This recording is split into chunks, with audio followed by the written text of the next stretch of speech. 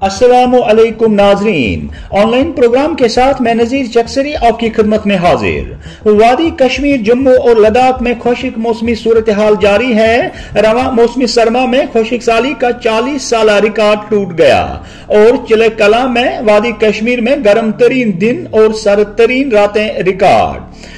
रवा मौसमी सरमा के दौरान बर्फबारी और बारिशें न होने से वादी कश्मीर, जम्मू और लद्दाख में दरियाओं और नदी नालों में पानी की सतह में कमी हो रही है। इसी बीच महकमा मौसमियात ने वादी कश्मीर और लद्दाख के बालाई व मैदानी इलाकों में बर्फबारी व बारिशों के इम्कानात जाहिर किए। मजीद तफसीलात के साथ हमारे साथ मौजूद है माहिर मौसमियात सोनम लोटस। सोनम साहब, ऑनलाइन प्रोग्राम में आपका खैर मकदम। शुक्रिया जनाब। सोनम साहब, वादी कश्मीर, जम्मू और लद्दाख में खुश्क मौसमी सूरत हाल जारी है। क्या मौसम में किसी तब्दीली का इम्कान है?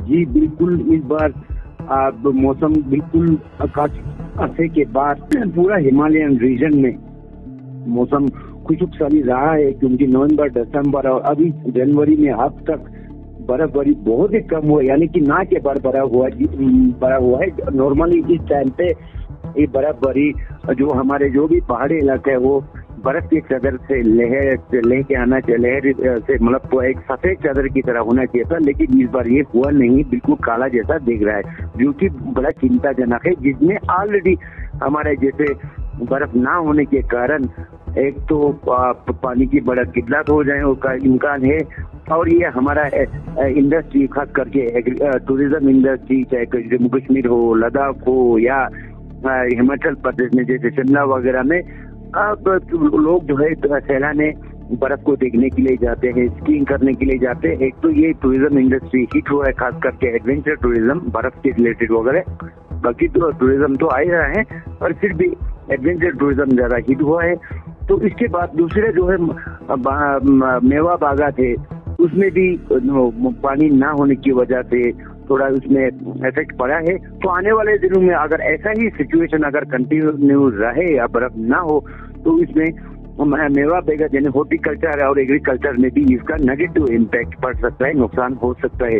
तो इसके लिए जो प्रिकॉशनरी मेजर क्या करना है, तो इसके लिए तो वहाँ पे, क्योंकि आपको पता है मैं तो एग्रीकल्चर साइंटिस्ट या हॉर्टिकल्चर साइंटिस्ट हूँ नहीं, तो I will not be in a better position to advice, लेकिन फिर भी जो हमारे एग्रीकल्चर सुखार से एग्रीकल्चर हॉर्टिकल्चर साइंटिस्ट है वो वक्त ये एडवाइजरी जारी करते हैं।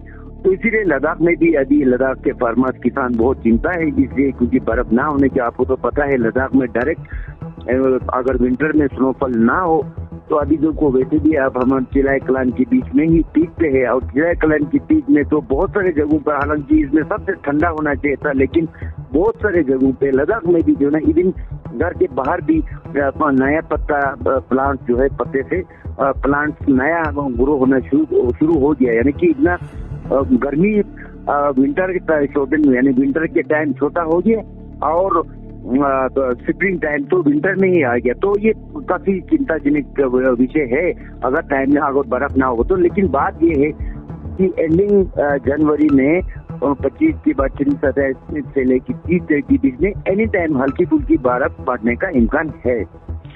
सोनम साहब, रवा महीने जनवरी के आखिरी हफ्ते में मैदानी इलाकों में भी बर्फबारी का इम्कान है? अभी के हिसाब से लग रहा है, हालांकि कोई ज्यादा बर्फबारी का इम्कान नहीं है, कोई हेवी स्नोफॉल का भी इम्कान नहीं है, फिर भी यानी आधा 1 इंच तक बर्फ हो सकता है, अभी के हिसाब से लग रहा है। लेकिन आपको पता है जब कोई पेशेंट भी होते हैं तो पेशेंट भी कभी आगे पीछे 1-2 दिन हो जाते हैं, तो अभी के हिसाब से तो लग रहा है 60% तो चांस है, 60% कि मैदानी इलाकों में भी हल्की बर्फबारी होने का इम्कान है। एनी टाइम आफ्टर 26 यानी 26 के बाद कभी भी हल्की फुल्की बर्फ का चांसेस है। सोनम साहब, वेस्टर्न डिस्टर्बेंसेस का न आना, उसके मोहरिकात क्या है? उसका ये है, एक तो देखो इस बार वैसे भी एल नीनो फिनोमिना है, और इसके सतह समंदर का खास करके ईस्ट सेंट्रल पैसिफिक में जो सतह समंदर का सी सरफेस टेम्परेचर बोलते हैं, नॉर्मल सी सरफेस टेम्परेचर, वो नॉर्मल है, गर्मी है। तो इसीलिए कंडक्टिव एटमॉस्फेयर नहीं है। दूसरा जो एक जेट स्ट्रीम होता है सब ट्रॉपिकल वेस्टर्न, जो हवा का एक झुंड है अपर एयर में तकरीबन जमीन से 9-10 किलोमीटर, तो उसको वो जो जेट स्ट्रीम हायर एल्टीट्यूड पे शिफ्ट हुआ है, इसी वजह से ये नहीं हो रहा है। सोनम साहब, ऑनलाइन प्रोग्राम के साथ बात करने के लिए आपका बहुत बहुत शुक्रिया। थैंक यू जनाब। दीजिए अपने मेजबान नजीर चक्सरी को इजाजत। खुदा